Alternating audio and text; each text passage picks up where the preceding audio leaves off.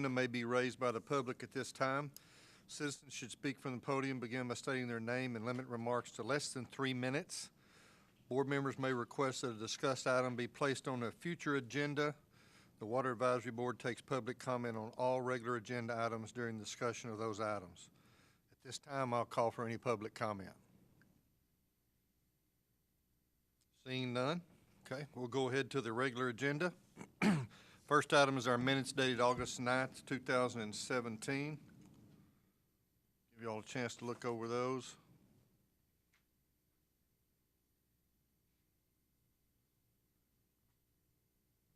Questions? I move we approve. Got a motion to approve? Is there a second? Second. Discussion. All in favor say aye. Aye. Any opposed? Motion carries. Item number B, discussion of tap fee charges for the new water service connections. Allison? Good afternoon. Real quick before we get into the discussion of these tap charges, I wanted to introduce to y'all Paulina Levy. She is our new utility analyst and water conservation manager. She's sitting right there. She's a graduate of the University of Denver, and she, prior to coming here with us, she was with the city of Lacey in Washington State, not Washington, D.C., through the AmeriCorps program, where she was a water resource outreach coordinator. So we're really excited to have her on board. She helped assist with all the data finding on the items we'll be talking about today, and as well as she's going to be looking at our conservation program. A recent House bill that was passed required us to have a water conservation manager or coordinator on staff, and so she is going to serve in that role as well. Congratulations, welcome. Thank you. Yeah. Doesn't rain quite as much here as it does in Washington State. Okay, I just want to go ahead and kind of get that on record. Okay, all right. Oh, we're great people. You'll love it. I'm going to take these items all together, or we can stop in between, have discussion about each one. But first, we want to talk about tap fees. And the reason we wanted to bring these before y'all is we had y'all very involved with the rate study, and that looked at the user rates, base fees, usage fees, those things with the rate study. One thing that the rate study didn't look at were all the fees that we charge outside of the basic monthly bill. So tap fees, the deposits, those type things. So I wanted to kind of go over with y'all just a starting point on what we charge now for these. They are behind in terms of what we charge and what that actual product costs the city. So I want to start with that. What's on the slide here in front of you is just the current ordinance, and in y'all's background information, it had what the ordinance reads in terms of what's each tap size cost, and I'll have it on slides here in a second. But I want to pull out one in particular. It's our most utilized tap, and it's the 5/8 inch. It's the residential size. Our current tap fee here is for a 5/8 inch stubbed out, and what that means is if a developer has extended a street, they've done all the water sewer improvements, they have all the taps going to the independent lots, the tap is ready to go, all that has to be done is the meter to be set. So that's why there's a different fee. We aren't tapping the main, running copper line to that new lot, so there's a stubbed out, that's what's called the stubbed out cost. So that's $100. For the 5/8 inch. If we were requested to go out and go do a 5/8 inch tap where we're exposing the main, tapping it, performing all of that work, you would pay $150 plus the cost of trench repair. So just real quick, we're proposing $200 and $415, and so I want to talk about what those include. So the 5/8 inch stubbed out costs, we're really only setting the meter. So the cost to us is the meter itself. The 5/8 inch meter and the register that goes on to connect with our system is $199.75 right now. So for the stubbed out cost, we should at least be charging enough money to be paying for the equipment that we're installing. So that's why we're proposing a $200, it says tap fee, but it's the stubbed out fee. So I hope I'm making that clear as mud, but, and then for the city installed tap, we're requesting that we at least cover the cost of material we're putting in the line. So it doesn't include personnel time, the city's people that go out there and do this work, the equipment time, mileage to and from the job site. We're just requesting to make at least the amount of supplies that we're putting in the hole, and doesn't include bedding material, those type things. So it is a large jump, but $150 isn't even covering the meter, let alone all the other things that go in it. So is there any questions regarding this before I go on? Because we'll go into the different sizes. And I won't go into this detail through every size, but this is the basis of what we're proposing. I got two questions, because you sent all this ahead of time, and thanks, because it gave me a chance to study it. As far as the meter box, the saddle, and things like that, we bid that out fairly often. I mean, I assume that's something y'all do, just normal course of business, to make sure we're getting the best price on what I call the hard cost of these items. Is that correct? Yes, we do a warehouse inventory bid. I think, has over 600 items that are being bid out, but individuals like Morrison Supply, HD Supply, those bid on all those different items, and yes, we do bid those out. We just did that last year. That and was the awarded second that part of my contract. question. It's local people that get to bid on that. We're not doing something nationwide, right? Which, I mean, It I is want to support local, local business. Yes, it is. There are two businesses we awarded to 3 contractors. One is out of Odessa and 2 are here in San Angelo. Second question, we went to Monterey, visiting how they run out there as far as their base is concerned. They have a accounting system that's fully loaded cost. And so they do figure out depreciation of equipment, labor cost and all that. So when they bid that and bill it out to whether it's their residents at the city or whether it's on base, it's a fully loaded cost. So at least we know that it's taking care of our overhead. So I know this is a pretty huge increase for us, but I think that's something we need to look at, is what's our fully loaded cost on anything that we do, whether it's a water utilities department or anybody else, because equipment's got to be replaced, salaries continue to go up, benefits continue to go up. So if we're not doing that overall, I think it's something that's important that we need to integrate over time, or at least look at. And I'll briefly go back to why we're proposing just the cost of material. This was brought to council two years ago, I believe. Don't quote me on the exact time. As part of the budget process, they were reviewing all fees that the city charged, not just within the water utility department, but for planning and those type things.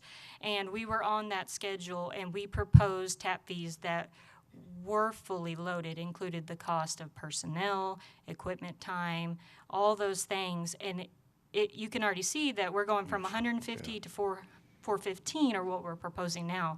It went drastically higher than these numbers.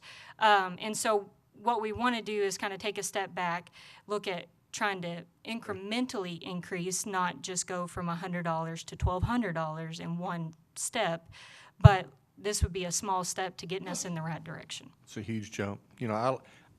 This is the kind of disclosure that I like going to the citizens.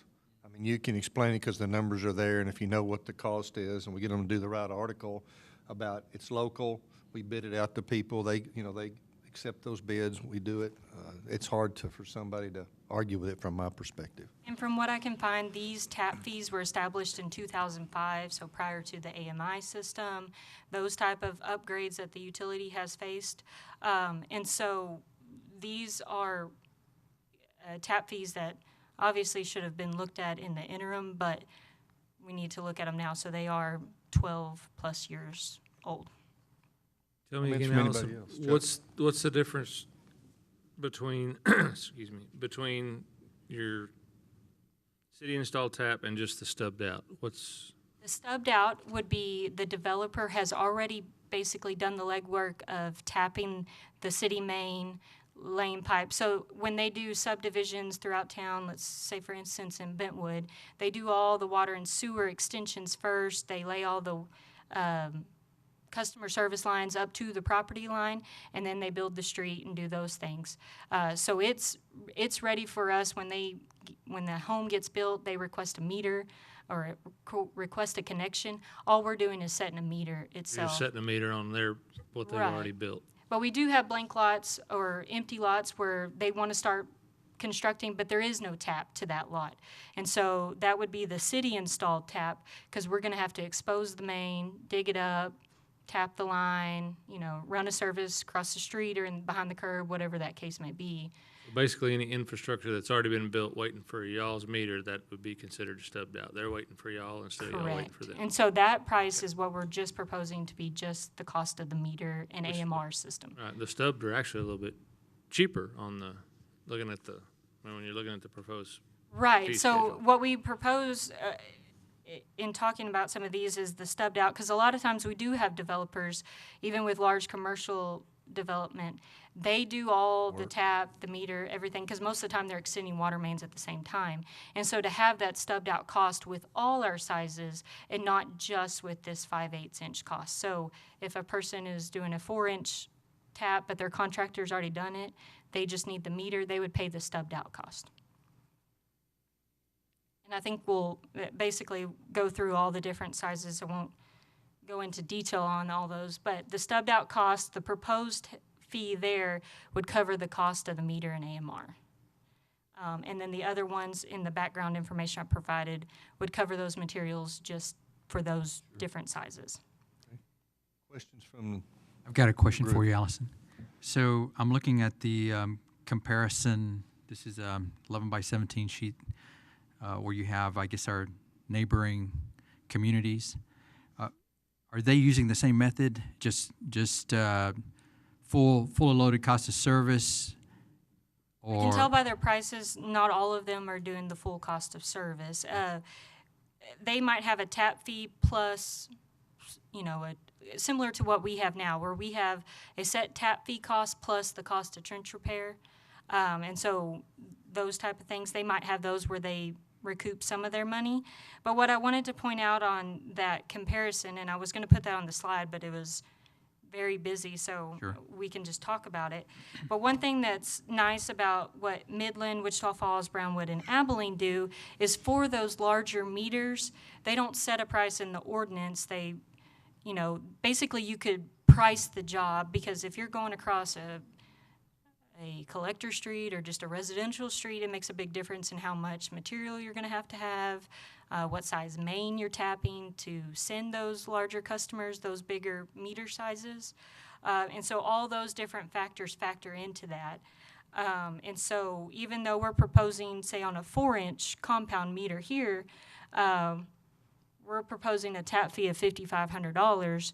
Well, depending on the scenario, it may be a lot more, a lot less. So what those cities, Midland, Wichita Falls, Brownwood, and Abilene do is they, actual cost of installation or to be determined by the utility director, they basically don't set those prices but allow whatever that job requires to bill the customer accordingly.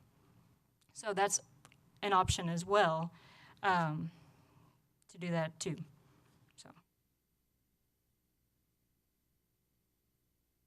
before we talk, I'm going to take these one item at a time for our recommendation to council. Mayor, do you have some comments? Please, ma'am. Brenda Gunter.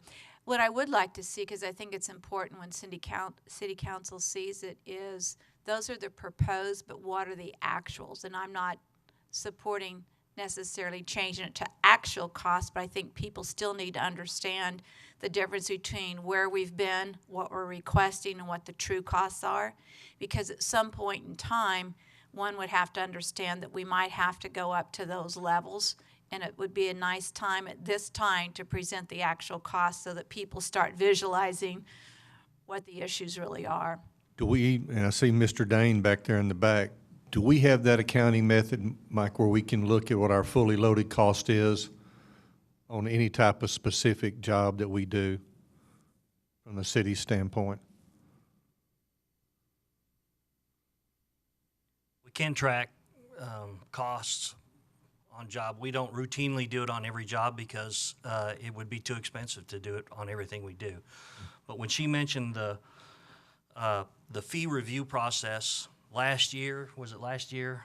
They got shot down because the fully loaded cost was so much of a jump and was so high that council said that's too big a jump all at once. And I still think it would be. At least they know. But I think one ought to understand what you're really looking at, because then the relationship between what the real costs are and what we're asking you to pay makes a lot more sense when you see what it is. Take some of the pain away from it, even though it's more. And I know, I don't think I've talked to Mike about it, but Monterey's got that, there's an accounting program that once you load it, it will tell you from a city standpoint what your fully loaded costs are, and it tracks every job. Probably be good for the city to look at that maybe. I have no idea what it costs, but I've got the person's name, and that's the way they track it. So it's not manually intensive. And if you'd like to have that, I'll be able to put you in contact. At least so we're aware. I mean, we don't charge it, but we're aware of what it is. Yeah. What I think is important, because You know, the value will be a better value. yeah. Okay. And definitely want to get that information from you. Okay. But when we do, after we discuss here in a second, we can definitely, when we do take this to council, show basically where we are now, what we're proposing, and where we should be if we want to fully recover all costs associated with this type of installation. Further questions before we take action on item number B? I think obviously they haven't increased prices in 12 years, and it would have been easier to slowly bump that up 5% as needed. But I mean, this seems to be pretty obvious. Prices have certainly jumped in a 12-year period, and the costs haven't. So, And I understand, you know, with councils before, they looking at considering the consumer, but I'm a cost-based kind of guy, so I mean, if we got to at least recover our cost. Well, one thing that wasn't, I need to make sure we state is that the average number of taps installed annually, so I think it was confused that we charge this to regular customers every day, once a month. That's not the case. This is a select individual or business requesting this, Make a change. whether they're building a new building or building a new house. And so this is what our annual totals look like on the screen per the different sizes. So we're talking 200 customers at the 5/8 inch level that we were discussing. And so you can see once we get down into the 4, 6, It's real small. and since I've been here, we haven't done those sizes. The biggest size we have done is for 3-inch for apartment complexes. We have not even done the 4 or 6, but on an average, one a year. And I think we need to get with Rashta if we do this on whatever parts we approve and that we recommend that go forward. So she explains that, and she'll be good about, that's our contact there. I wish she was here today. But we'll tell her 4 and above, there was a total of only 5 people on average per year, and that maybe put that in bold print. Numbers tend to distort, dollar figures tend to distort what the actual numbers are. So we'll help write that or help her get that information correctly. Any other questions? Is there a motion to approve or disapprove item number B? And it doesn't did have you to want be a action on motion. this? I was about to say, it can just be a But it'd be- recommendation. How about a recommendation to council There that we would they go. approve item number B? propose, yes. Motion? Second. Second. Discussion? All in favor of recommendation, say aye. Before I say, Yeah. You know what I was going to say, having seen these numbers, if there's only one for some of these things here, the question mark is, since that's a very specific individualized item, we really want to know what the true costs are. talking about like bigger than 3? Yes, because at that point, when you were talking about, you could do it like other cities do, where the real true actual cost is what someone has to pay. The question mark is, since it's such a limited audience for that, do you really want to have a recommended fee, or do you want to have true cost paid? And we can do that. build that in our recommendation to council is, Just have a, say, 4 and 6 inch or 3 inch, since it's really not utilized that often either, could be based on real cost associated with that installation.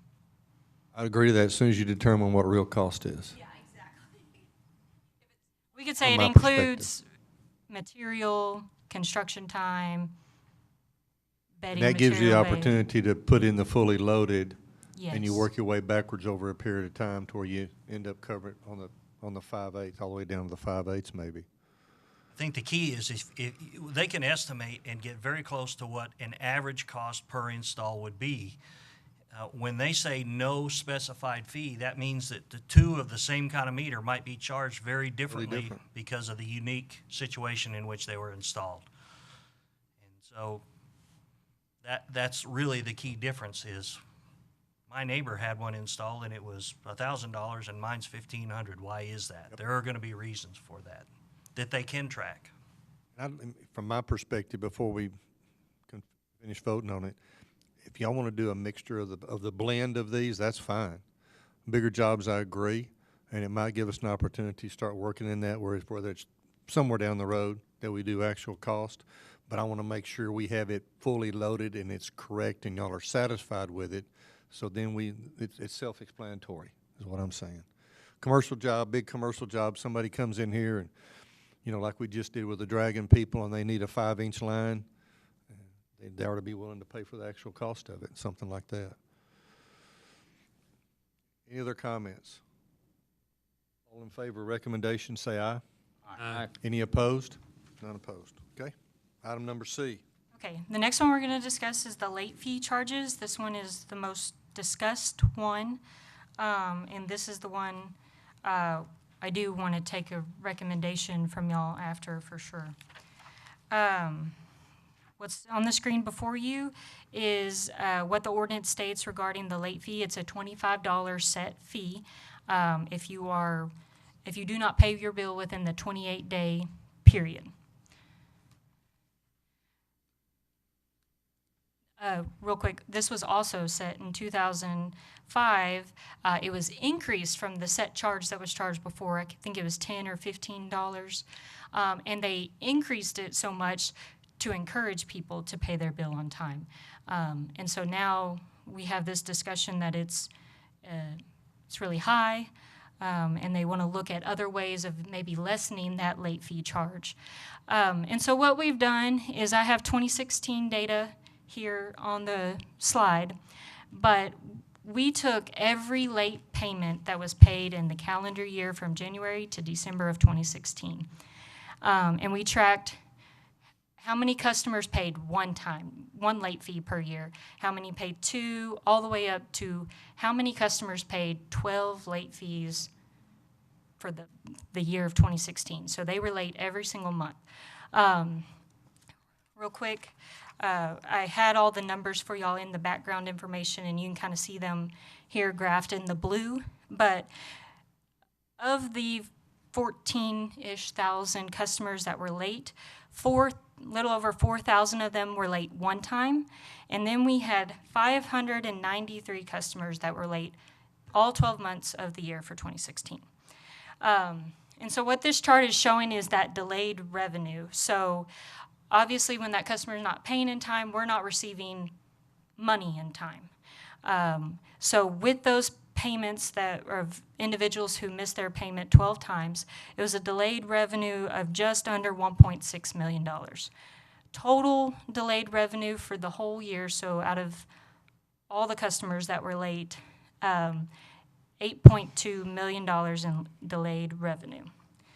And it's also in your background information, but of the 35,000 plus or minus a few customers that we have, this means 41% of our customer base is paying some sort of late fee, whether it's 1 or 12 times. So Go back to that just a minute.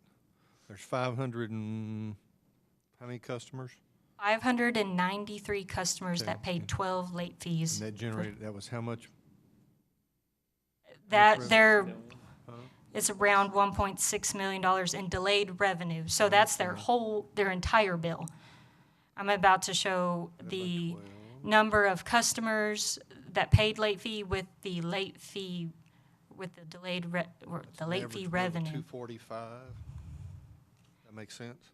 Take 1,000,006 or whatever divided by 12 divided by 544. Is that the way you looked at it?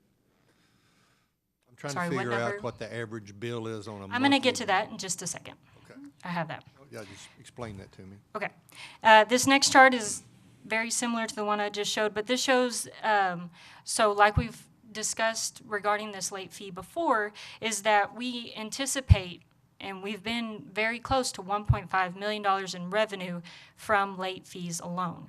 So this is showing of those customers that paid late fees, whether it's 1 to 12 times, how much money we collected in each of those brackets.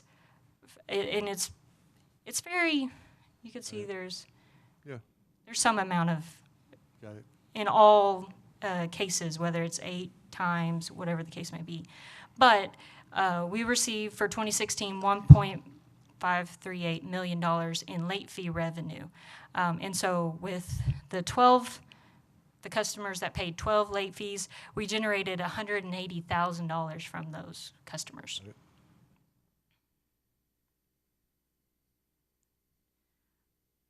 So this shows the number of late customers that we had, for around 14,000. Altogether, they pay up to 60,000, give or take, late fee payments, because some pay multiple times. So this gives the delayed revenue figures for both 2015 and 2016, and then the late fee charges generated from those two. So this is, I think, what you were trying to get to, I am. Mr. Okay. Boyd, was the average bill. And so I want to make sure that this is the average bill of the late paying customers. We're not saying this is the average bill for all utility customers. So because in the late payment data, we have residential and commercial industries paying late. It's why some are higher than others. But on average, it was $125.81 in 2015 and $133.10 in 2016. So what we're doing with this slide is showing you different ways. If we didn't want to do the $25 late fee, but we want to do something that keeps us in line with receiving close to the $1.5 million in revenue, and if we went to a percentage-based late fee versus a set amount, what those numbers and revenues would look like off the 2015 and 2016 data. So 10% would be about a $12 or $13 late fee, but it would only generate revenue of $800,000. And so in looking at all of this, if we go, the sweet spot, I guess you would say, is the alternative 3, where you still generate $1.5 million in late fee revenue. And so that would still be, if you assess the 18% on those average bills of the late paying customers, it would be less than the $25. So in 2015, it had been approximately $22.65, and in 2016, $23.96. And so one thing to note with this alternative is, as our rates increase, the late fee would also increase, so it wouldn't be a set fee anymore. But this is kind of the data to look at regarding late fees if we wanted to go to a percentage-based system. Do we give the customers that are, sounds like a banking industry, do we give the customers that are continually late an opportunity to pay by credit card? I mean, is there a way we can get them to catch up? Do we try to make contact with them? I know it's manually intensive, but it probably ends up being the same customers year in, year out, okay? A lot of times we work with those individuals that are late. You know, they're about to be shut off, and so in order to get them established and make sure that they're paying their bill on time, we do ask for an automatic draft or a credit card to charge their utility bill too.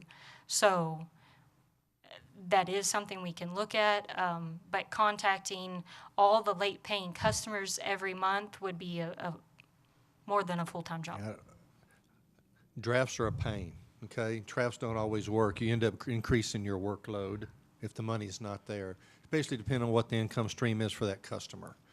You know, I don't know if you could do a mass mail out to those people and say, here's your alternative, give us a credit card number. And once it becomes 10 days late or something, then you give us authorization by signing that we're going to try and charge your credit card. But it would save them some money, you know? I don't know. We've tried it where I worked before, and it works fairly well. Everybody's got a credit card.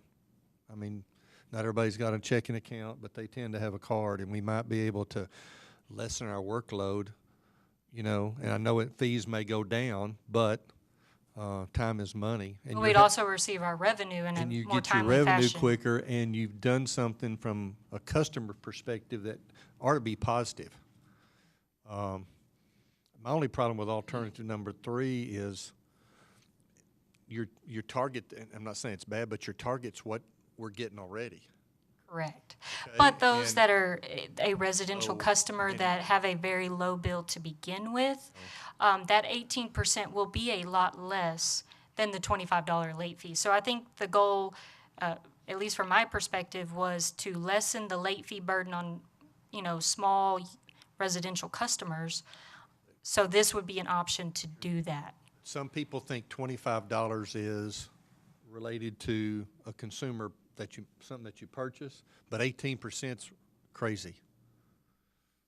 I've just been through it for my whole life. I mean, it's a mind thing, you know. I'm looking from a water utilities standpoint overall, and that I want to increase cash flow so our days cash on hand continues to go up. And in doing so, we can either fix or adjust, like we promised a long time ago, on our water fees. Whatever that big number is, talking about infrastructure and everything else. I'm not opposed to it. I'm just giving you some history that have been benefit of. But I'd like to try it. At least recommend we try it on the group, a certain number, and see if we can get them to do the credit card and say, you paid X amount of dollars in late fees, and there's a program. You just fill in the number. You know, if you'll give it to us in 10 days, once you run past due, you'll authorize us to debit your account. It helps our cash flow, and from a customer's perspective, I think it buys us some goodwill. Anyway, yes, sir. Am I causing you more problems? Nope. But there are multiple ways to pay now. They can pay with credit card, and if we can get them on the phone, and if they got a card, they can pay right now. Yeah. They can set that up. Can you draft a credit card? I think you can, can't you? All that stuff's possible. It They is. bend over backwards, and we are shocked by the number of people who continue to pay late fees when they have other ways to. It's built into monthly cash flow. It's just the way it is. I mean, that's history. No matter where you go, doesn't have to be San Angelo. That's the only reason I was saying you do the letter and they sign it, and it's good till their expiration date on their credit card. So you don't have to call them and ask them, do you want to pay every month by credit card? They give you an authorization, and if you get 200 of them, that's 200 you don't have to mess with. Just an idea. I don't care. I've got It it. is amazing to us that that we have people continue to. I know. That's the human way. We thought when we passed the 25 years ago, we thought that'd just bring it way down. And it doesn't. So this may be what Mike is saying, and I'm going to say it a little bit different, but I'm also curious to hear from Chuck since he runs a water utility. Yes, maybe? No? Sometimes. Okay. Well, so my thought was, is there a way to provide an incentive so that they are more receptive to paying on time? Is there a way to say, we'll give you a 10% discount if you pay on or before the due date? I'll answer You're just that. going to And build does that into that- your rates. Let me answer that. The ones that pay on time will take it, and you lose revenue. The ones that don't pay on time, it doesn't mean anything. Does that make sense? But how much, I mean, have you studied that and looked at how much revenue we lose and how much revenue we gain? Right now, if they don't pay on time, it's $25. That's a disincentive versus an incentive. But you look at the number. The incentive is pay on time, don't pay $25. Yeah, because what'll happen, and I'm just telling history, you put it on EFT, automatic debit, and you say, it's due on the 25th. Right. So I said, okay, you debit my account, but do it on the 15th. And I just got a 10% discount. But I'm always going to pay on time, so I'm going to take advantage of it. Got it. But the people that work hard and live paycheck to paycheck, if they're late 12 times out of the year, they build that into their cash flow. I promise you. Well, the other And they're thing, used to paying it. It's just a cost of living that they put in there. So if you did it for only those that are You late can't- paying, you'd late have to paying offer it to delinquent, everybody. is that, I don't think you you can do can't, that. you can't only offer it to a certain segment of the it's gotta be a- population. That would be You discrimination. have to do the whole thing. But, you know, when you talk about the fees, Michael, and even though up here it says on the alternative, it's almost at $25, but that's assuming it's a $133 bill. If you're a $60 a month customer, 18% is $10.80. Yeah.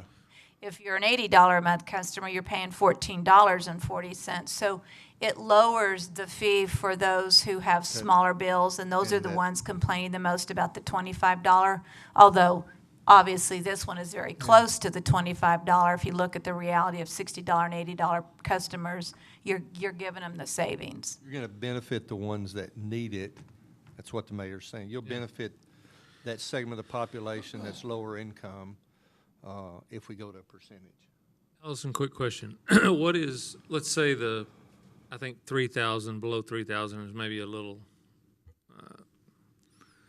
crazy, but what about, say, 5,000? What is the average? I know it's going to vary based upon your sewer rates and that kind of stuff, but what is the average cost for, let's say, someone who uses 5,000 or less a year? Can you give us a ballpark? If you hold on just one second, I have those numbers as a part of the deposit discussion, so I have those on hand. Just one second. Okay, so for a residential customer using 4,000 gallons with trash and stormwater included, that'd be a total bill of $96.47. With base fees, consumption, trash, and stormwater, just under $100. You're gonna So pay that 18% $18. is less Late fee. than the current $25 At set fee. 20%. Save them $7. At 20%, yeah. If we did, I mean, if you said you If we're looking circle at the- alternative if you're looking at the three, so I'm alternative. saying, instead of 25, they pay 18. Correct. Correct. Is this a problem in just San Angelo, or is 41% kind of what we're seeing across the region? I would have to reach out to those other utilities to see what is, I guess, average for West Texas or even just other sister cities in Texas itself. But Have we ever done a survey as to why people are late? Is it the date in which we bill them? no, we haven't looked at doing a survey regarding, if we made it 30 days, would everybody be on time? Or, if there's a Do magic we offer number. a grace period? We do offer assistance when those that call and say, I just completely forgot, this, I've never paid a late fee in my 5 years of service with y'all. Want me to answer We- that again? We work with everyone as much as we can, is what I would like to say. Water But bills. the reality is there are 600 plus or minus customers. I'm glad Ross is not here. Water bills, electric bills, medical bills, last to get paid. I bet you have a lot of people come in when you send the notice to cut off, they come in and pay, right? And then That's they- correct. And then they run it again. It's just the way it is. And so, we're no different than Big Spring or Lamesa or Brownwood or anybody And I was just going to else. talk about what those other cities do. Theirs is around the 5 to 10% mark, not higher than that. Brownwood is $15 or 10%, whichever is greater, so they do an option. And then we're still at the $25. So they all do some sort of percentage-based late fee compared to what we do as just a set I fee. would not be surprised if we go to 18 or 20% that our revenue doesn't go down. I'd be shocked. When we look at it after 90-day period, I bet that revenue projected number of $1.5 million goes down. Allison, I got another question. So how long do they go before they're disconnected? We give them, if they don't pay within the 28 days, they are, I guess, sent another bill. I think it's around the 60-day mark where we send the shut-off notice or put the orange tag on the door saying, if you do not pay within the next 48 hours, you'll be shut off. Then you pay a reconnect fee and all that. Correct. If you go all the way through the I got process that of notice the getting, other day. Seriously. It was just a mess up. on my kids. But yeah, you give time, you give adequate notice is my point, you know. And we don't issue those on Fridays. There's certain things like that. So Thursday is the last day of the week that we do those so that we allow customers to come in on that Friday or to call and make arrangements, those type of things. We do work with the customers as much as possible regarding that. Yes, ma'am. You know, we might not like it, but we do live in a city of poverty. It's a fact. And what most of these families end up having to do is they rotate which bills they're going to pay because they only have so much income. And if their health insurance goes up or they have a medical problem, this month they're going to pay electricity, next month the water bill, next month the whatever. And it's not a positive thing, but it's a reality thing that exists here. And I'm not making excuses for people, but I do understand when you live in a city where the poverty rate exists, you look at the number of kids who have free meals in our schools, and it'll tell you an awful lot about who we're talking about here. Yeah. So it's about trying. I'm not saying we can solve that problem. So there's always going to be a late payment, and I think to Mike's point that he said a while ago, it's just a fact. It's the way it is. And so the only thing because sometimes it doesn't matter whether you're paying 25, although psychologically it sounds better if it's a percentage than a flat fee, because then you think you have a little more choice. But the problem for most of these people isn't going to be the difference between $18 or $25. It's coming up with the payment to begin with, and that's the problem. I agree. I think, how we take this can have a very positive spin on what we do as part of the city, okay? One, you got to realize I think your income is going to go down. That's not what we're trying to keep it the same, but I think you got to realize it's going to go down. If that's the case, then I would concentrate on what that bottom 5,000 or 6,000 customers is, and I'd put examples in the paper and say, currently we've been charging you a $25 late fee, and based on an average bill of this, now it's going to be $16. And so even though your rates have gone up because we're looking at infrastructure and building days cash on hand, this is a way for us to save the consumer money. And that needs to be put in bold print, and that needs to be put on the front page. All I got to say. So with that, you are proposing a percentage. What are y'all recommending? I've left that kind of Up as to a us? discussion. The $25, obviously, it matches that projected revenue as built into the rate plan of $1.5 million annually. It's almost received to that exact amount annually. But because this has been discussed ever since probably it was adopted into the ordinance, and we've had lots of discussions about it, do we want to change it? And that's where I'm asking for y'all's input regarding that. My recommendation would be we'd look at 18%. Okay? And I think we can make that it may not change our revenue stream much, but I think depending on how that's taken from a public perspective, you got to read that and understand we're looking at every single thing that we can to either pay for cost or to save our community money.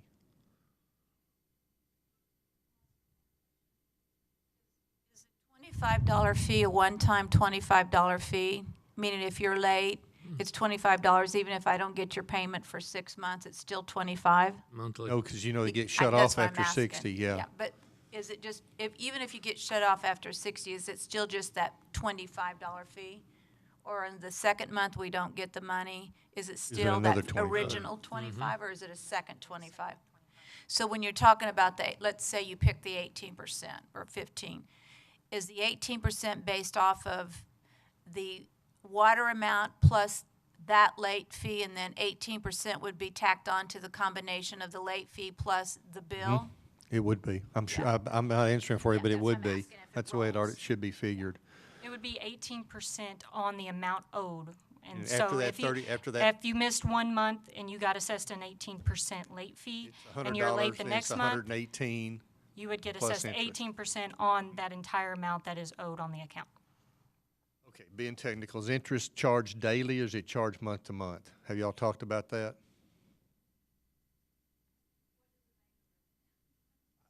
You got to do it month to month. I mean, if you try to do it daily, you better go add some people. Okay? I think you got to figure it since the bill's on a monthly basis, and you can answer better than I can. It's not interest, it's a method for calculating the late fee. Right. That's important. I So know. constructively, we've gone the But- different direction around the same tree, but we That got way to you the don't same have place. to, you don't have consumer protection laws, I understand. But yeah, it'd be 18% and 118 the next month, and that's it. We'd have to determine that because it's a percentage-based computation, that there's not some exclusion from the computation for previous balances. We'd have to check that. Okay. Do we service credit bureau? Are we a member of the credit bureau? Do we turn in charge-offs or lates to the credit bureau? I don't believe we do here. I know other cities do that. Why do we not do that? You're saying that like a collection agency for when, Or if you don't, two different questions. You can use a collection agency to collect it, but if somebody doesn't pay, why are we members of the credit bureau so it reflects on their credit? with the collection agency that we have on contract, they do that for us. After it's, at a After time it's- of collection, right? Okay. I'm talking about doing it, be a member of the credit bureau service like anybody else. Once they go 30 days late, bingo, they get a mark. See what I'm saying? We can look It's into that. not hard but- on y'all, I mean, I know that Abilene does it that way as yeah. soon as you're late. I'd just say you look at that, Michael, somebody, okay? It might help get your revenue in quicker in some cases. And it's just a reporting required, it's automatic. Might be worth looking at it. It might help speed up the revenue process. Okay, enough discussion. What do y'all think? What's the recommendation? You look at our neighboring towns, 18% is almost double of the next highest, which is Brownwood and Big Spring. Odessa, Midland, Wichita Falls, all 5%. Abilene, none, but they do the credit bureau. They go to collections immediately. They are much stricter on how They they turn collect. people off a lot quicker as well. Yeah.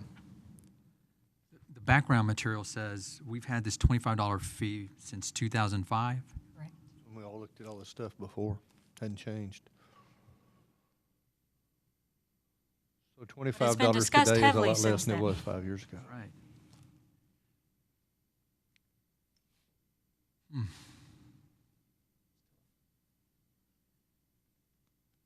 Would you state your name, please? Michael Dane. Thank you. Assistant City Manager. Thank you for the invitation to come up again, by the way. One of the things that confuses the issue is the attempt to preserve the revenue stream. You really have two objectives here. One is preservation of the revenue stream. The other one is finding a fair and equitable and effective late fee. So one of the things you can do is if you determine that what you think is a fair and effective late fee, then recommend that staff in their next rate review, remember we're reviewing rates on an annual basis, consider the financial impact of that.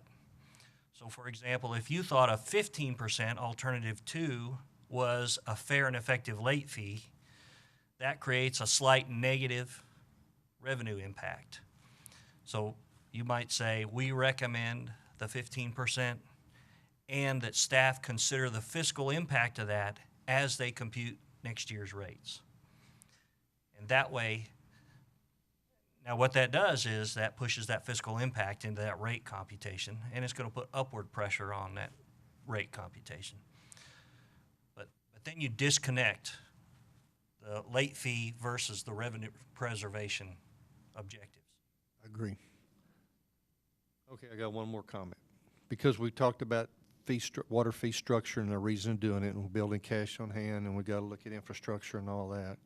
Those have all been necessary things that had a negative impact on our citizens, in my opinion. Whether it's 18% or whatever number, if we can take that bottom average households that it hits the most and show that we're trying to save them $7 or $8 a month, then that's a positive impact. And anytime we can put that out in public, especially from a city perspective, I think it's strong. I think it's all in how you deliver the message, and that's important to me.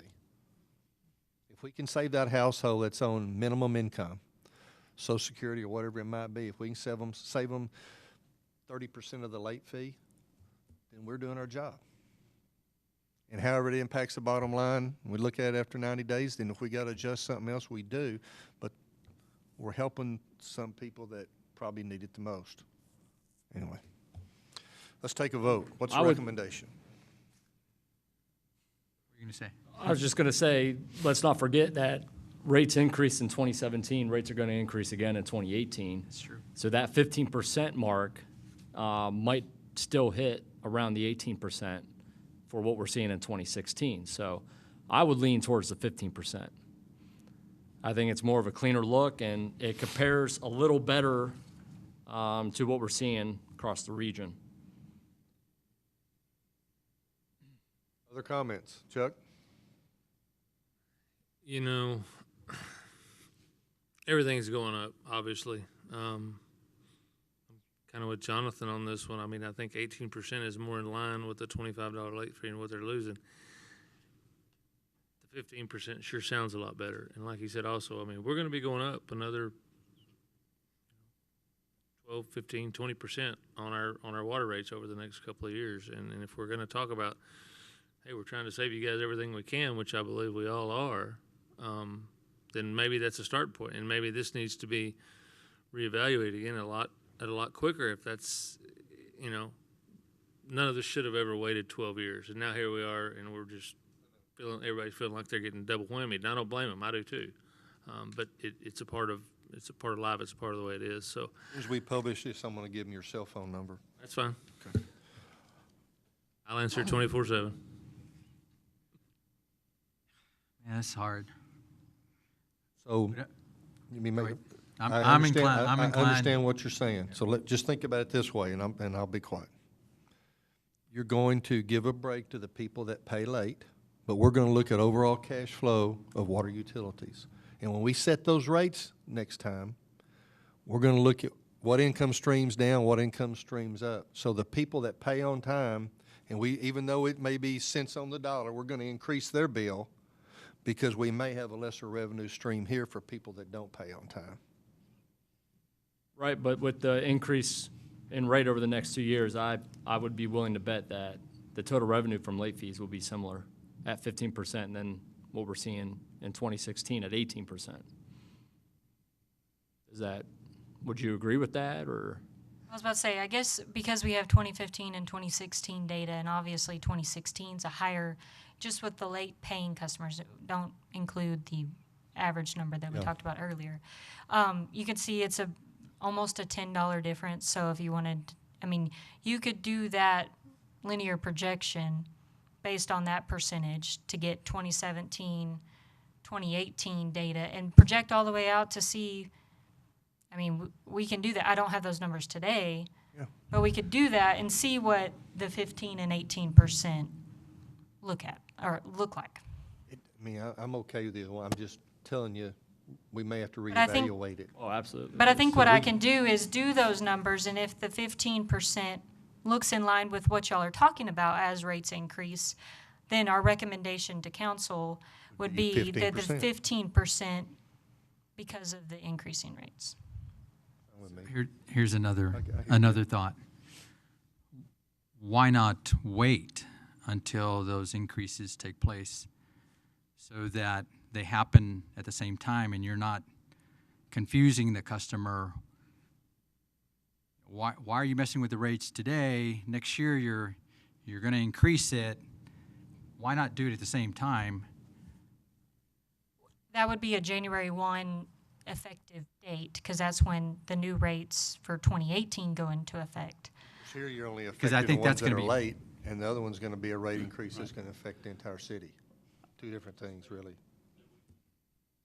No? I would anticipate that we would, this would go into effect at the same time the new rates do. And what we did, speaking to what Michael said, when we took this to council before, we actually showed what the impact would be in percentage, and necessary percentage increase above what we were proposing to make up the revenue shortfall that this provides. I would anticipate we would do that again, that when we take this to council, if it's a 15%, we'll look at what it does to the overall revenue projections and what we would need to do to stay on track with our meeting our financial targets. What I would anticipate if we drop this revenue to $250,000, there to make that up immediately would be a percentage increase, or we might just see that meeting our financial targets might be pushed out a little bit. And so I think there would be a decision point there on the part of the council is, are we okay with not meeting our targets in 2020, if it's 2022, versus having an additional rate increase. So we would, whichever alternative you take, we're going to run those numbers when we take it to council to see so that we can see the full impact. Only comment to that, target's a target. When it's there, you meet it. You do your best to meet it. You don't keep pushing it. So that's the only recommendation I'd give the staff or council. And I would agree with that completely. I just think it's going to be a decision point for them if we're purposely going to drop one of the revenue streams. Okay, so in order to move this along, would we recommend to them to go in and extrapolate the numbers and whatever percentage comes out closest to the current, or to the current information we have revenue stream, that's the percent that we do it at, whether it's 14, 15, 16, whatever? What do y'all? 12? And we can run 2017 data, we just won't have a full 12 months worth, but we can at least You see can what do it and average it out and an figure it, average go bill with is it. for those first 9 months or so. So that would give us a good idea how it's trending. Okay, I'll put that in the form of a motion. Do you understand what my motion is? To go in and extrapolate the numbers out based off the current data that we have through 17 and annualize it, and then we keep the revenue stream based on the average of those 3 projected years. Whatever percent that comes out to, that's what we'd recommend to council. That's in the form of a motion. Second. Discussion. Do you want to put a cap? Is it likely to go higher than the 25? Less. You would assume that it would go lower, but these are 16 numbers, right? Because your average bill's Lower 90 than and a something 25 dollars, and you got 2017. 5,000 customers. Well, but I mean, the percentage is closest to the $25, or based on 16. Right, this has both 2015 and 2016 numbers, so. You can amend that motion and put a cap on it.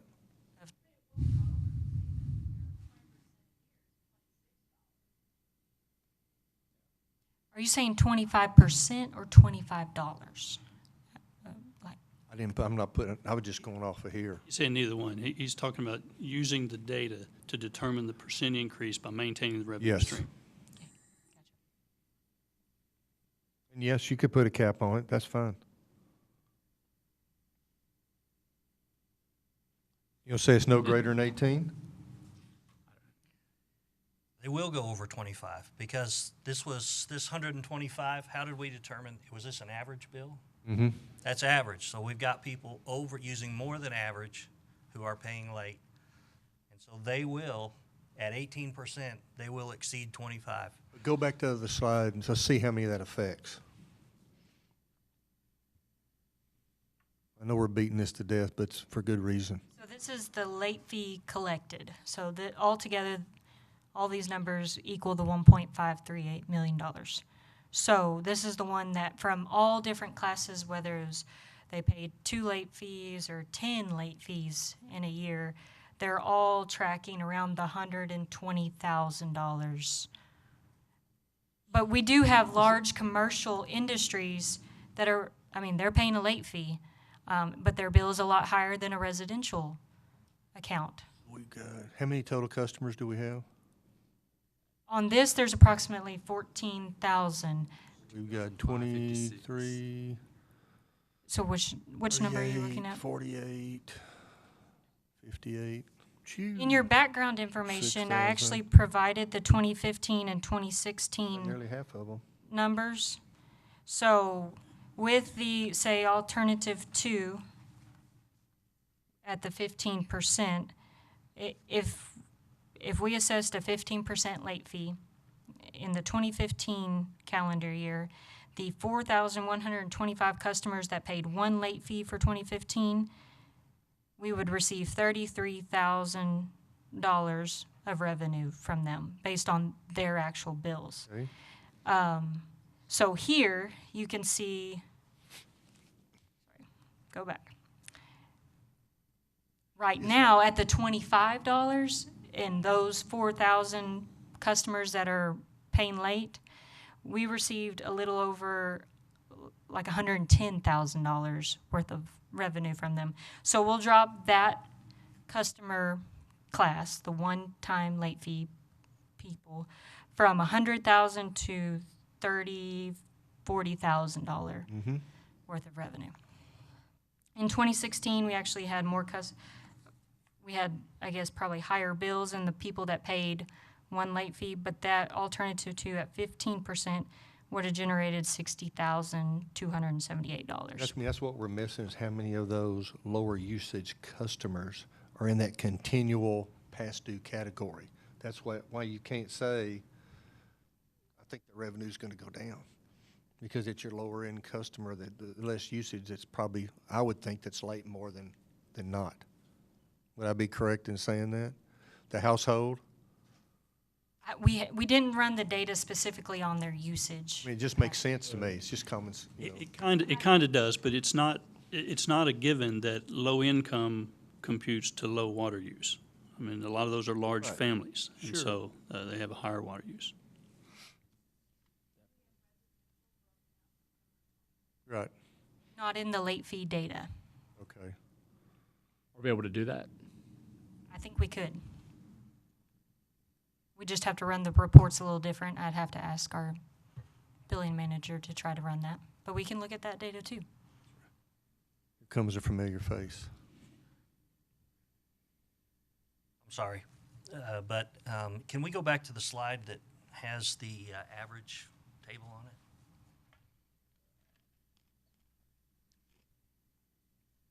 If we assume we're at the 18% column, and I go for a month, and my bill's $125, and I have a $24 late fee, and I don't pay anything on the bill, on a percentage of balance due basis, I've gone, so I have the $24 late fee tacked onto my bill 30 days after the bill comes out. Well, at that time, I've got another bill due.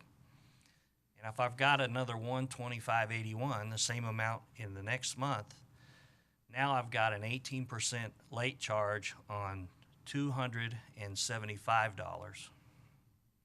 So the second month, if I've paid nothing, the second month, the late fee is going to be 18% of that, which is going to be in the neighborhood of $52, I think. So that, in a case where I don't pay anything the first month, it's a $24 late fee. And if we're that has a compounding effect, and the second month, that late fee is more than double that. And if I still don't pay, at that point, I'm far enough in that they're going to shut me They're gonna off. shut you off. Where now you're paying $25 a pop, you're paying $50. That's right, there would be a $50. So I think we just need to be aware that the method of computation of the late fee can have an impact both for and against. And what we don't know is how many of them run 60 days before you cut them off. I mean, you probably do, but we don't know that information here. that data here. So I mean, These numbers do not account for that accumulation. We couldn't take all 60,000 data units and decide, okay, did this one pay, how long did they go before they paid their bill? Obviously, all these customers in this category eventually paid their bill, whether it was a day late or 2 weeks late. But you don't have to notice, you have to notice them differently if you do it, if you make changes. But you can do that on your bill that goes out, correct? The answer is yes, right? We can do it on their bill. If we're going to change the late fee to a percentage, or if we're going to change the percentage, we can do that on that bill take effect 30 days thereafter. If we make some sort of a change in the way we do this, we're going to need to notify customers in multiple ways. Probably something on the bill or an insert, some stuff online, some stuff on the city cable channel. I'll bet one of the mayor's weekly radio addresses would talk about that. So multiple ways. and this is an ordinance change, so this would require 2 council readings, so it would be heard at the city council level twice, but If my calculation is right, take 125, 81 plus 125, 81, those combined times 18%, it's $45. It won't, see, the second one will be 125 plus whatever 18% is. It's not going to be that much more than Yeah. what would be the $50, 25 plus 25 is the point, because if you take 125.81, 125.81 plus 25 plus 125.81 equals times 18% equals. $27. $49.25. So in that case, if you're using 18%, the 18% doesn't calculate out much more than a $25 plus a $25. You're in the same ballpark. $2 and some change. Exactly. After all that being said, we got a motion and a second on the floor. Further discussion? Everybody understand the motion? Call for the vote. All in favor say aye. Aye. Any opposed? Opposed. One opposition. So, there's only 4 of us here, which is a quorum. Are we good? Yes. Okay, send that recommendation forward. Item number D. the next one we're going to discuss is our deposits. So also in line with this same charge that has not been addressed since 2005. I provided the background information of what our current ordinance reads, but we do require a deposit for any new customer, whether that's residential or commercial. And so what I have here before you is the current residential and current commercial, and then what we're proposing. So this is also in line with basically the average bill that we receive. The background behind this is that, going back to the collection discussion, is that we have a little over $3.3 million in collections currently. And that's not just an annual collections, that's a running total, so throughout several years worth of customers that do not pay. We have a total of just over 11,500 customers that are in that collection system. We do have a contract with a collection agency. We started that, I believe, last year. Where after 60 days, we turn over the collection account to them. They proceed with their methods of collection, and in return, they keep, if they collect on an account, they keep 20%, and we receive 80%. We went through a span of about 5 years where the city didn't have a collection agency, but did the collections in-house with basically a postcard that went out with the, I guess, in conjunction with the municipal court. But municipal court also uses this same collection agency, and that's why we've looked at them. So that's the route we've taken. So we've only been about a year with this collection agency. So with that, in discussing with the collection agency, they say the way to really decrease your collection account is to have a good deposit system. So what we're trying to do is, if we set up a new customer and they use the account for 1 month and then they walk the bill, we would like to recoup at least the cost of 1 month's average usage, or, a 1 month bill is what we're trying to, I guess, what we're proposing here, and that's our goal. So you can see in the 5/8 inch category, the residential side, currently we charge $35, and as y'all know, with the base fees that were passed, that's barely enough to cover a base fee plus some water usage, let alone the trash, storm water, all those things. And so the proposed residential is 100, and I'll get to that, how we arrive at those numbers here shortly. But overall, for all meter sizes from 5/8 inch to 6 inch, this is the current deposit rate and what we're proposing. And you can see in some of the larger classes, really in the 3, 4, and 6 inch, we don't have residential customers in those sizes. So we've just kept those fees the same. So So this is how we arrive at the $100 fee that, or deposit that we were talking about. So these numbers are based on the 2020 water rates, because we didn't want to assess or, make this calculation based on 2017 rates, knowing that we have rate increases to come 2018, 2019, and ultimately the fifth year, 2020. So these fees are based on that last year of the rate increase. So you have the water-based fee, a sewer-based fee, a stormwater fee, stormwater and trash fee, and then we used a consumption of approximately 4,000 gallons. So that total bill at the 4,000 gallon usage is $96.47. So just for simplicity and a clear number, $100. So that's what we've done for all sizes. And in the commercial industries, these are the commercial rates. We've based their numbers on a higher usage because of the nature of their business. Most of them are using more water. So in the 5/8, we based it on 10,000 gallons. In the 1 inch and the 1.5 inches, 25,000. And in the 2-inch category, a 50,000 gallon consumption rate. But these are where we get those numbers. And then obviously the commercial, we have commercial customers that go up all the way up into the 6 and 8 inch category. So I'll go back to one that kind of summarizes this. And kind of, I guess, get y'all's thoughts on this. But it's another, the deposits were, from what the research I found, were implemented, or at least these rates were in 2005. So another one that is in the 12-year.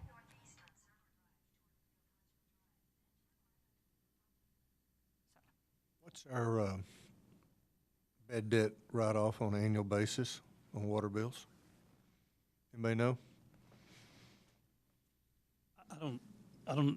Well, Tina's on the way up here. I don't know what we're writing off, but I think what she pointed out, our actual, what we have in collections right now is over $3 million. In any, maybe?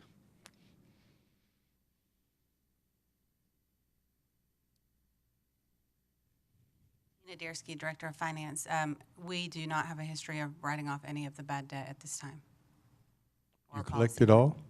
We keep it on our books. We don't collect it all, but we have not written it off yet. Wow. Okay. Even if it's over a year old?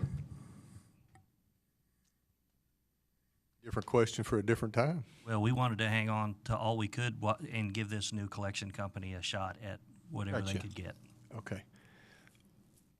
My thoughts on this again, if you have a large enough deposit, your collections are going to go down, because if you go back to whatever it is, you're going to collect that money because you've got it, and you give them the opportunity to apply it to the last bill, or you mail them a check. But if they're 60 days down, then you're going to get it, maybe half of it or some number of it.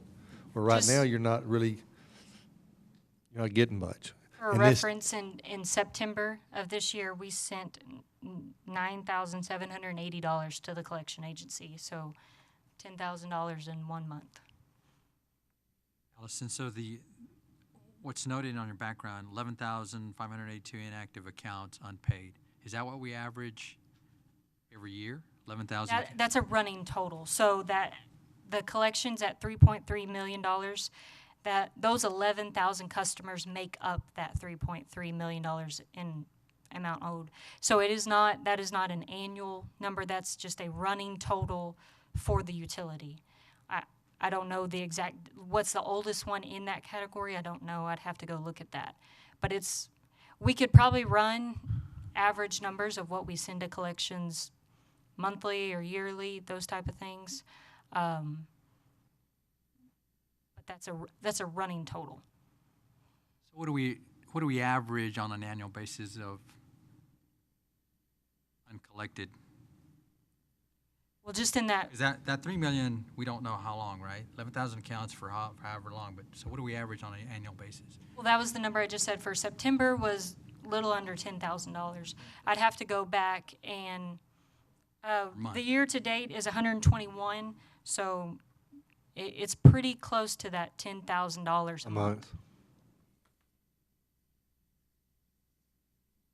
Hope that collection agency does a good job.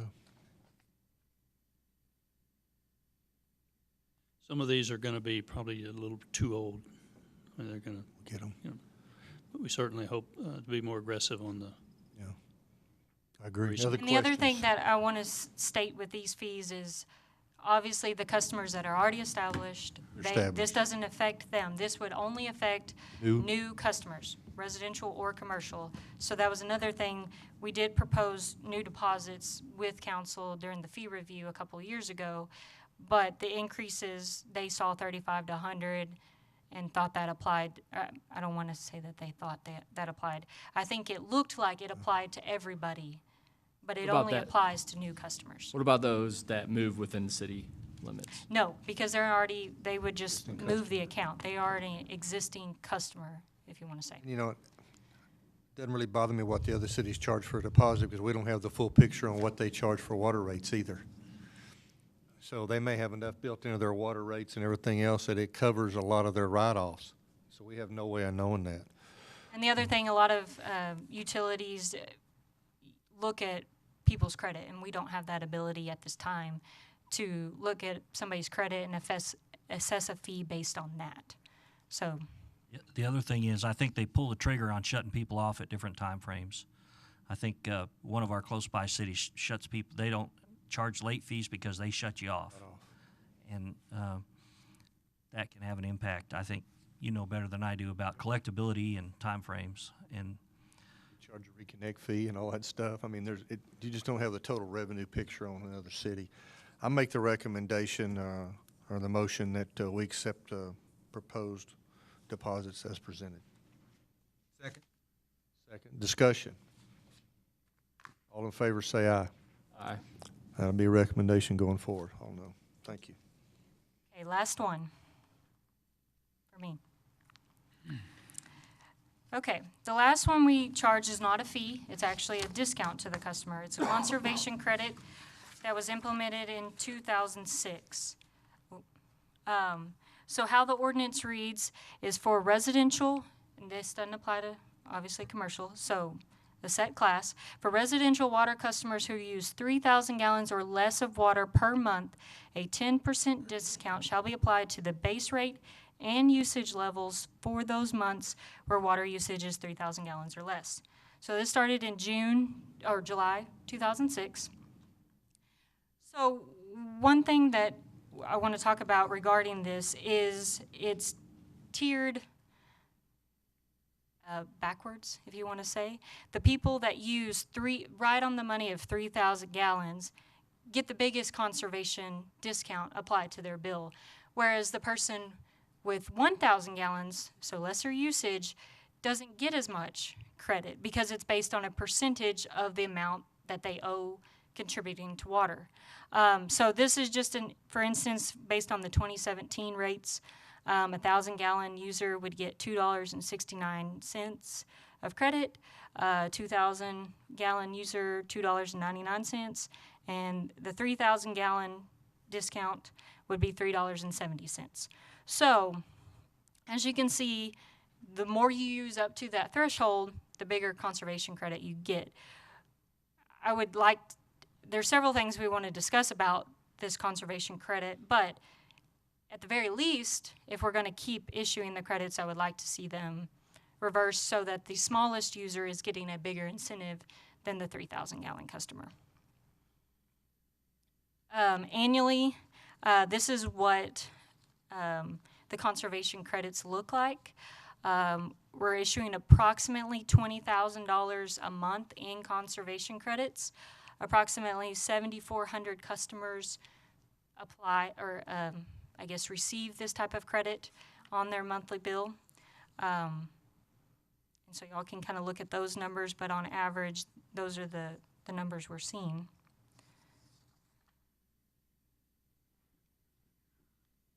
So this one's pretty short, but I'd like to open up the discussion at the end, is if we don't go with a different way of assessing these credit discounts, maybe we look at this conservation credit being utilized in a different fashion. We already have rates set up so that it promotes conservation. You know, as you get into the larger tiers, it becomes more expensive. So those type of things do promote conservation in addition to this conservation discount.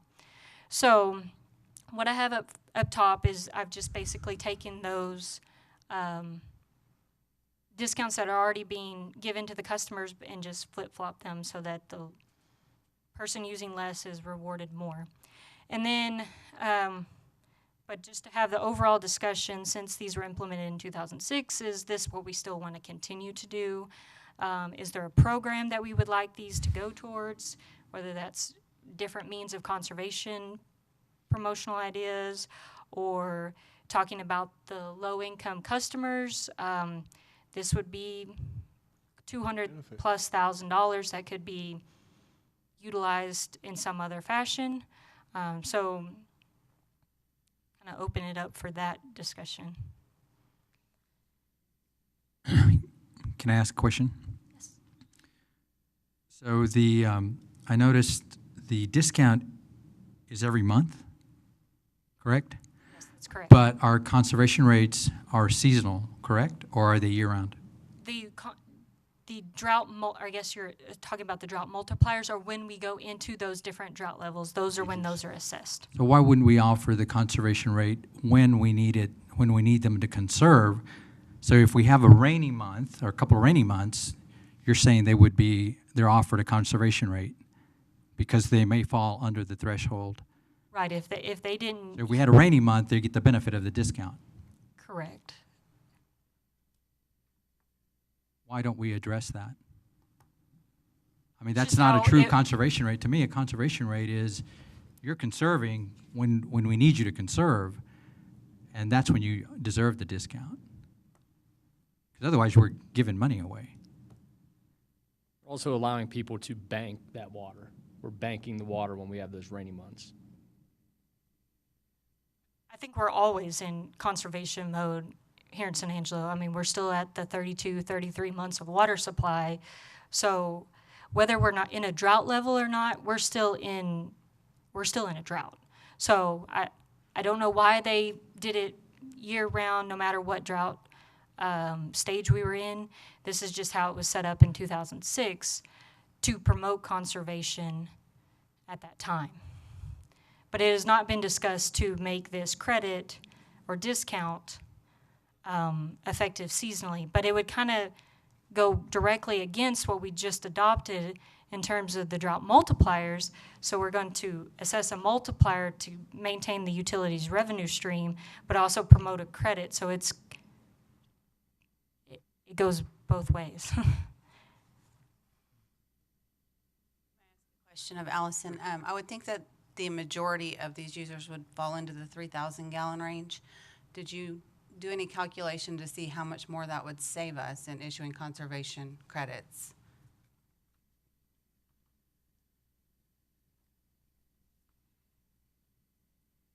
I ran this number based on, I believe, 2016 data. But if you took those customers that receive a credit and went to this reversed crediting system, we would save about $18,000 annually. So it'd be about 1 month of credit back to the utility. So it's not a drastic savings to the utility to switch it. I guess because most are around the 2,000 gallon, right in the middle of that, those receiving the credit. But it would be some amount of discount back to the city if we did reverse this. So do you have a breakdown on 1,000, 2,000, 3,000 gallon customers? Just an idea of how many there are in each one of those categories? No, I do not have that right now, but I can get it. This is something, it doesn't have to be a recommendation today, because I know this is obviously the first time we've even brought this discussion up. So it doesn't have to be a recommendation. Yes. We can go back, run some more numbers, and even look at different programs that we would like this money to go to. We'll and make how a would we do- recommendation today. Okay. I don't like delaying it. What do y'all think? My question is, if you have a customer on the brink of 3,000 gallons every month and they do try really hard to stay underneath that threshold, why are we only applying them a $2 discount now? Maybe now they just won't care. I think if you're at 1,000 gallons or 2,000 gallons, you're there for a reason, because you just don't consume the water. But a 3,000 gallon customer, they're consuming the water, but they're also probably conservation aware and trying to do their part, but now we're taking away from them. How much was a 3,000 gallon customer getting currently? $3.70, so we're talking $1.70. Yeah. It's not much, but. A lot of these credits are not that much, It's really or not. all of them are not, but Is that a discount on the, I mean, that's a discount. If I use $29.99 every month, I get $2 back off of my water bill, correct? yes, with these proposed like flat rate ones, That's a monthly adjustment. correct. Do we need this? I wish we knew who paid attention to it. Well, I think, you know, in the same aspect of the people that are the users of the least amount of water, these are probably going to be the people that are the most conservative, that have a fixed budget. They only have so much money to spend. So if they can, I mean, that may be an extra incentive for them. Hey, it saves me. It goes along with what we've already recommended, to me. That's what I like about it, and it makes sense. It's the reverse. And so the people that use the less, and I mean, we're giving them all the benefit right now that I feel like we can give them in two different ways. That makes sense? $1's a dollar. And if we can save $2.50 a month because they're saving water and cut their late fee back, I mean, that could save what they see coming up in the next year's time, which, I mean, that could be a significant cost savings to some of those folks. And I like it because we're looking at every single item, that makes sense, and two, to make sure that we're doing it appropriately. Yeah.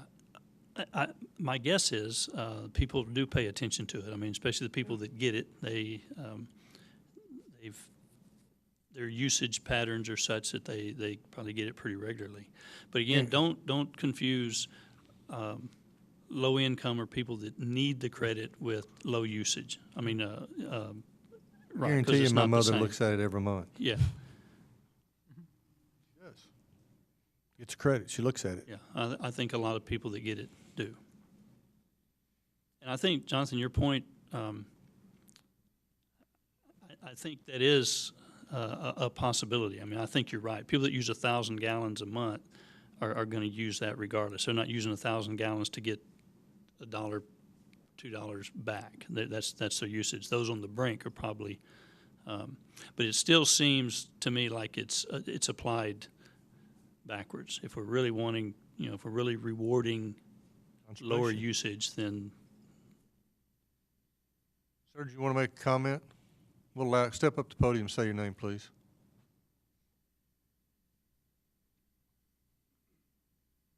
Charlie Teague. I have a question with regards to the effectiveness of this program. This has been in effect for 6 years, is that correct? Since 11 years. Since Is that what you said '05. earlier? Mhm. How much water have we conserved by giving up this revenue? I don't know that I mean, that's a good question, but I don't know that we could say how much would have been used if we hadn't done it. So I don't know if there's a good way to quantify what the savings is.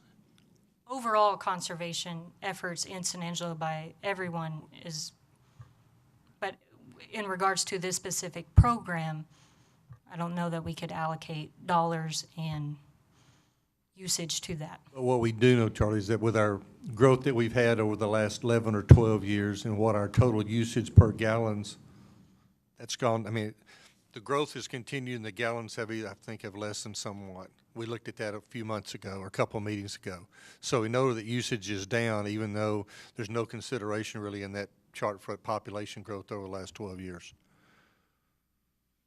Is that a fair statement? Correct me if I'm wrong. No, you're right. I mean, the per capita use is way down. And that is actually, because of that, we haven't seen any growth has not shown increased usage. Yeah. So, which can be, it can distort the data enough when you're looking at, for water planning is how do you maintain that level of usage and what's your future usage Biggest gonna evidence, be? I mean, take the bank that we just built, everything's drip and everything's gravel and cactus, and look how much how much dry weather plants are around town that we didn't even have 3 years ago. That's right. Where, look at the Bentwood area, but there's probably 30 or 35% of those new homes that are pretty much desert planning. So, to me, you know it's working, because 5 years ago, those were total green. And we can kind of try to come up with a way to, I guess, quantify this type of incentive versus maybe there's another incentive program that we would like to look at, whether it's, This is another marketing opportunity to get the word out there. Is there a recommendation? Council. Move we accept the staff recommendation. Second. Discussion. All in favor, say aye. Aye. Aye. Aye. Any opposed? Thank you. Recommendation goes forward.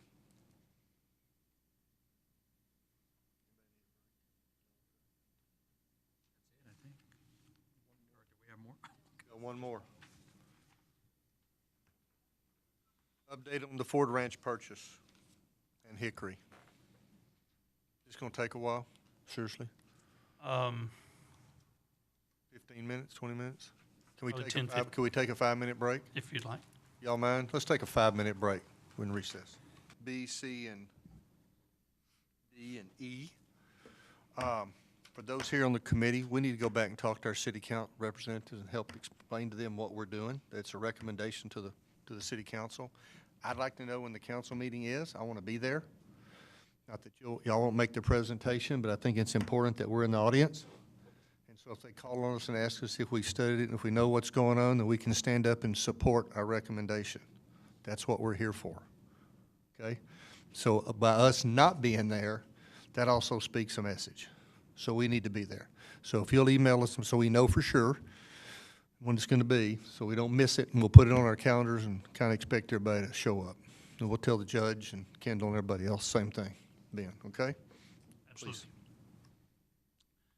Okay, I wanted to take just a few minutes and have some discussion about the Ford Ranch purchase. I think there's probably some misinformation, questions still out there, and it's maybe as to why that was done and what's the plan. So I just kind of wanted to take you through what I can now of the thought process behind the purchase and what we're going to do or proposing to do going forward.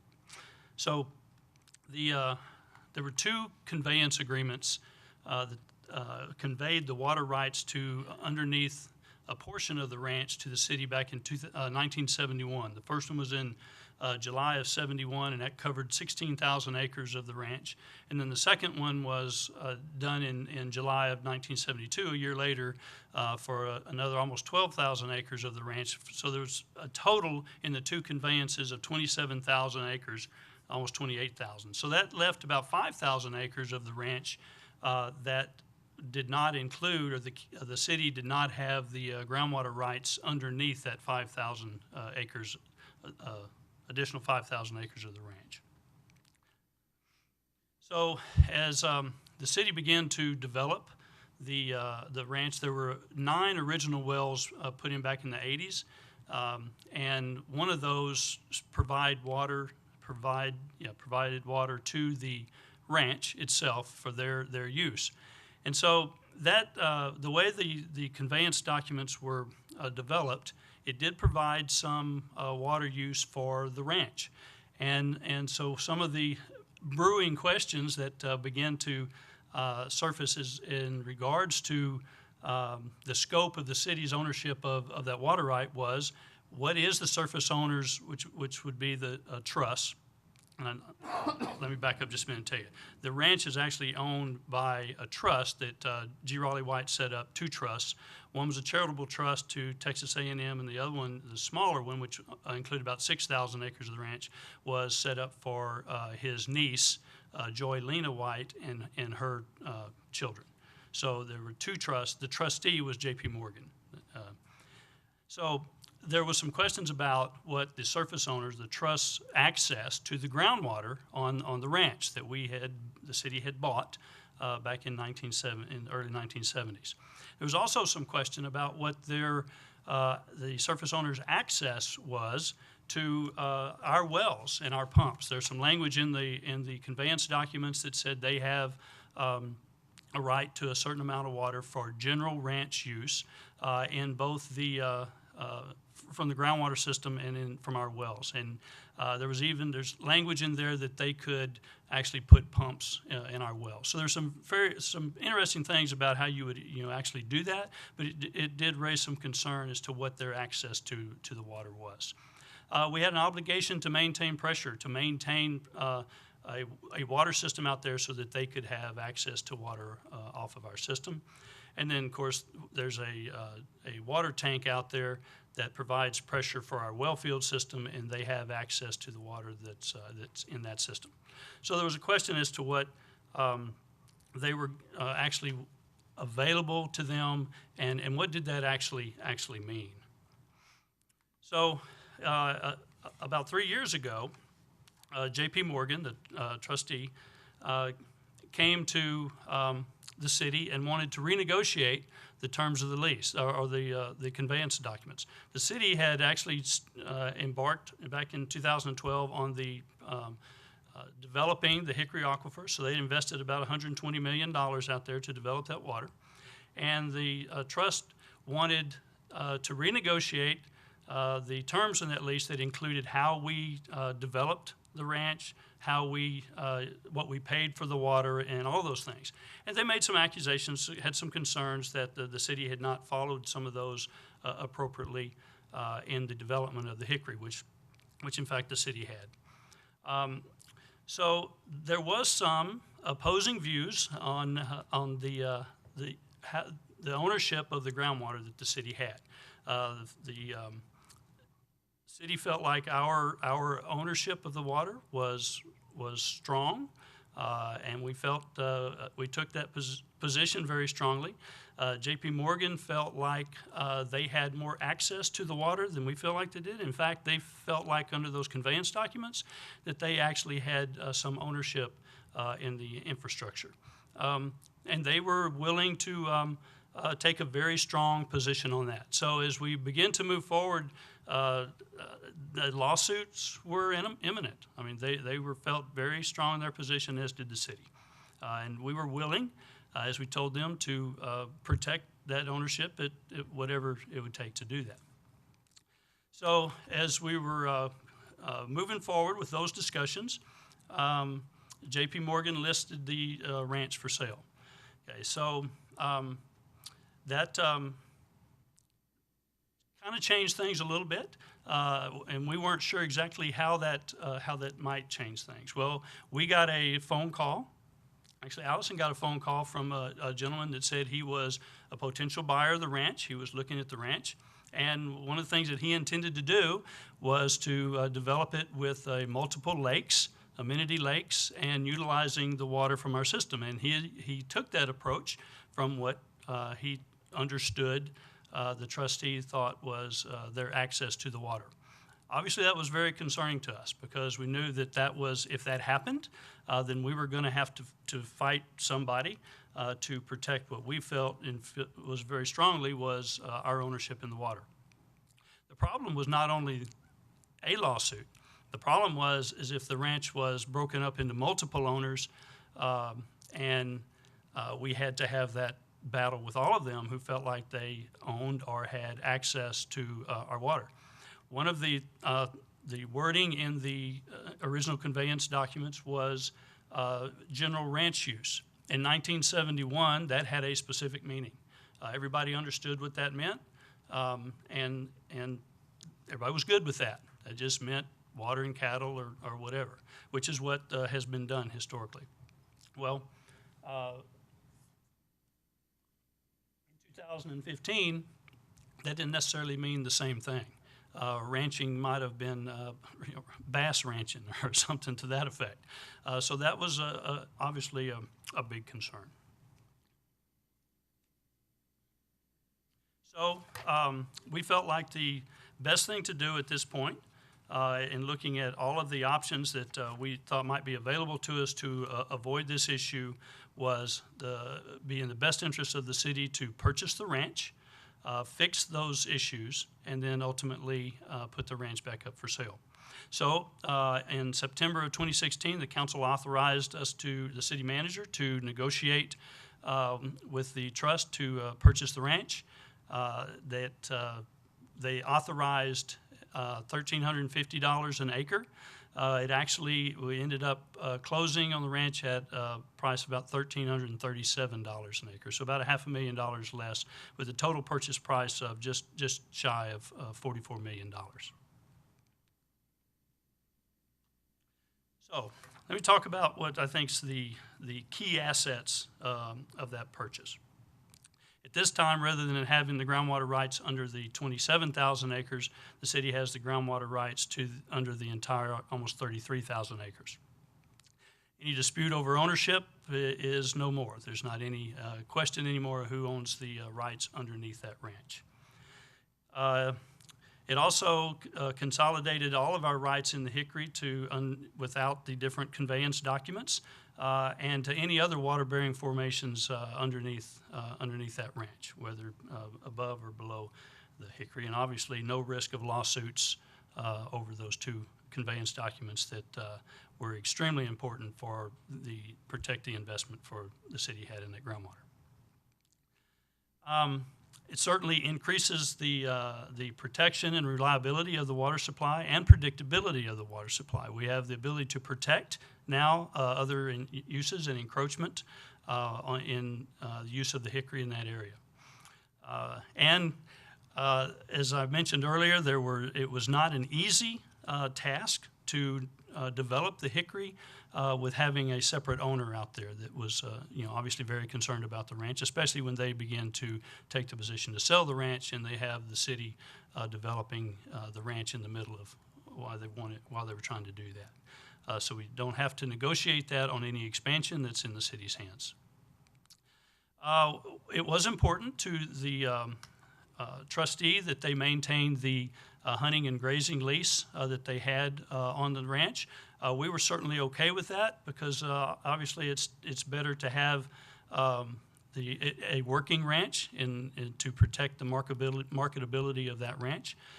So we still have a limited relationship with J.P. Morgan, but it's limited in time. It is a 5-year lease with a 2-year out with 1 year for them to get off of the ranch. We also put some very strong protections thanks to the legal staff, and let me just say it, by the way, I'm sure all of y'all know Teresa, so if there's any legal questions that you have, I've asked her to participate in this discussion. With her leadership in the negotiations, we've got some very strong protections in the city's favor built into that lease. Again, there's additional protection from any encroachment from either other people wanting to develop the Hickory or any mineral development. And another thing that with Teresa's leadership, there's a very strong surface protection agreement put in place with this purchase. Without the purchase, then any oil and gas production or exploration, we were subject to whatever the surface agreement was between J.P. Morgan or the trusts and any operator, oil and gas operator. So we were able to protect the city's interest very strongly with a new surface surface protection agreement. There's also quite a few more restrictions that we put in for the subsurface waste disposal. We felt that was important to be able to do that to protect the aquifer, since there's not a whole lot of strata that is good for any waste disposal in that area, so it could potentially contaminate the Hickory. So we're very pleased to be able to get that in. Is there oil production on that property currently? There has been, there are some wells. There has been very little. It's all shallow. They're more stripper wells. No leases on wind or solar There are not. at this current time? Good. That's correct. Okay. And we did, one thing I did leave out, we did in the purchase end up with 25% of the minerals. And we also. Let me just add, we defined minerals to include wind, solar, any of those things, yeah. That's correct. And then another thing we did is we increased the seismic and facility encroachment protections being 1,000 and 1,500 feet from any of the operating wells. Good. So as future plans, we are preparing now an RFQ to put out to hire an engineering firm to do the design and to move forward with the expansion, determine exactly how many wells we're going to need for the complete build out, and then that'll include also the treatment plant expansion up to the 12 million gallons a day, I believe is what ultimately is. Some of the things that we will look at is, are there any opportunities for conservation easements or other ways to enhance the property out there for improving its marketability? And then develop a plan for selling the ranch, which I say here is underway. We've already started discussions with folks on how the best way to be able to market the ranch is, have some plans for it. Is it be better to break it up or sell it in one unit? But the objective would be to get the best value out of the ranch possible moving forward. But it's we would anticipate that we would not start that until we complete the expansion of the Hickory. Having that done as the city, as the owner, will make it'll be less expensive and a whole lot easier to get that done. Don't have to face a fight in the future. That's right. So as soon as we are completing that expansion out there, then I would anticipate that we would at that time move forward with selling the ranch. It's currently not listed or anything. It is not. That's correct. Do we use a water rights attorney specifically? We did. We used Arthur Uhl, who is, he has an office locally, and then he also works out of San Antonio. And then one of his partners, Trace Burton. Okay. They wrote a brief, I believe, in support of landowner rights in the Coyote Ranch case that was in Lubbock that came down right before we decided to purchase the ranch and played a role in our decision. Are we incurring any expenses on this currently? As it all goes back to the J.P. Morgan Trust on surface rights? Do we have any obligation? We're not incurring any expense. We are obviously Just receiving carrying revenue cost. of about $300,000 a year from the hunting and grazing lease. Helps offset the carrying cost. We obviously do have a lot of expenses out there in the operation of our well field, but Okay. other than that, no. I felt like it was important. Teresa and I Thank talked you. about it, that we have not done this, and we felt like, there's been questions about what the plan is, and so felt like it would be important to just have a little bit of discussion and see where we've been, why we did it, and where we're going. Good.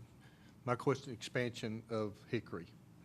So to give me a timeline, kind of phase it for us and tell us engineering study takes how long? My question, when can I start drilling? I won't hold you to, I'll give you a 1 week leeway. Well, up on the slide, Bill has approximately 3 years. I think that's probably pretty appropriate if we go out now before the end of the year and do RFQs for an engineering firm, a design time, put it out for bid, those type of things. I would look at 3 to 4 years regarding all of that. Still looking at 5 additional wells, is that right? I think, Chuck, probably, we just really need to look at what is it going to actually take to get the total amount, and then how many, redundant wells do we need? And so I'm thinking we're probably looking in that range, 4 to 5. Well, we want to make sure that we do all the expansion work that the city's going to do during the time that we own it, so that we aren't going back with a different owner once it is sold and trying to expand the well field at that time. I have no clue. Is 3 to 5 years normal? Well, it's I going to mean, be, really? it'll be, by the time we actually have an engineer on, hired. Selected. Right, and the work that they do, it would be, and put out for bid, it's a year before you even get started. So, historically, what it's taken to drill, those wells are deep, and then after the fact, you would still have a contractor that comes in. You have a drilling company that drills the well, but then you have a company a construction company that's coming in after, and they are doing all the electrical, the the motor, those type of Infrastructure. things. And several After miles the of fact. pipeline to connect those wells. So Correct. So it's not just a matter of just drilling the well, and it's No, I pretty massive understand. effort. So it would take some time. I think I should add that, on top of the engineering and the water development issues, Jason Hill's our attorney with Lloyd Goslink, who does a lot of our water permitting work. He also worked on this very extensively, and he and I primarily are looking to the future when we sell, what kind of things do we need to put in place now that are going to help us get to a more, secure position at the time we sell, and we are involved with other property owners as well. So that 3 to 5 years is not just water production, it's also legal evaluation. It's, as we learned, we thought, we'd offer somebody $42 million for land and they'd give it to us, and it took us almost a year to negotiate and close a contract. So it's just a very long process from a number of hurdles that Sure, I is gonna understand. go into that timeline. All I'm saying, we're used to a very low rate environment. We don't know what's going to happen 1 year or 3 years from now. We're sitting here living in a 3.5%, 4% environment. What if it doubles? Which is historically it's happened. So you look 48 months, 36 months out, and we're paying 8 or 9% for money. Look what your carrying cost does. So all I'm saying, I know you're not wasting time, but think what happens if current rates double. Look what your carrying cost is. And that number starts really adding up. And then you wonder, well, will my cost invested in my real estate match market rates? I understand. So that's all I'm saying. Whatever, y'all are expediting it, but whatever we can do from the get-go to push that even 60 or 90 days over a 3 or 4 year period makes a lot of difference. So come up here and correct me if I'm wrong. When we issued the bond, that interest rate is secured at that time for the life Fixed. of the issue. Yes, sir. Is it fixed for the life? Yes, sir. Good. 3.5%? Somewhere in that remember it was ballpark, lower probably. than what we Seriously. anticipated, yeah. Probably We'll 3.5, look it up. 375 on tax freeze. Bill, remind me again, the land acreage. 32,843.11 acres. Good. I appreciate you doing that. 848. You I had would the like to point. say that we've been very close-lipped about a number of the documents on this. There was confidentiality agreements regarding all the documents. Now that we have sold the ranch, a lot of those documents are open if somebody wants to request them through a public information I request. appreciate you bringing it to us.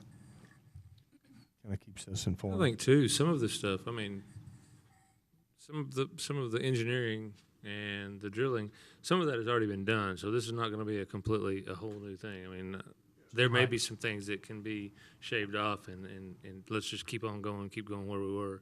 That may not be a complete It's absolutely bid correct. out again. Yeah. 'Cause it will get dry again. Ever. It's a promise. Sorry, it's just, it's the world we live in, right? You're right. So that's, I mean, I just, Got we 3 years address of it. water, better hurry. Work as hard as we can. One other question, and I've just got one thing that's not on the agenda. Are we doing any study, any interest on wastewater disposal? I'm talking about primarily from drilling wells. Are we looking at anything between here and to the west? I know we discussed it. We've looked at rates. We know what it costs to recapture that. We know about the different stratas it's in. We know it's hard to get it, but are we doing anything on injection wells that we're looking to try and recover? Anything back to the west? Are you talking about aquifer storage and recovery? I'm just talking about I'm talking about strictly drilling, saltwater injection wells. Are we looking at anything currently on that? We're not, no. Good. We know it's extremely costly. And I just had a couple of questions from citizens. I said, from our perspective, we're not. The only time we We've did, already been there. We paid for the study. It showed us what the cost was, and it didn't make financial sense. we did a real high-level look at the possibilities, mostly in the on the city farm area when we were talking about direct potable use, is how we Yeah. would get rid of the waste stream. No, And, I was there specifically no- talking about salt injection wells, saltwater injection wells. Good. Other questions about anything? I appreciate your time. Good discussion today, good reports, and we'll go forward with council and see how they do. Let us know when that is. Any other thing to come before us at this time? Next meeting date? now we're getting into the holiday time period, so, don't have my calendar in front of me, but I can look at the city's calendar, because last time I didn't do that when we proposed that. So how about I go back, look at the city's calendar, and then send out a few dates that hopefully are far enough away from holidays that we can avoid those type of conflicts. January okay with y'all? Seriously? That's when the next one would normally be, right? Okay. Let's just look at January. Okay. Okay. Any other business to come before us today? We appreciate you. We're adjourned.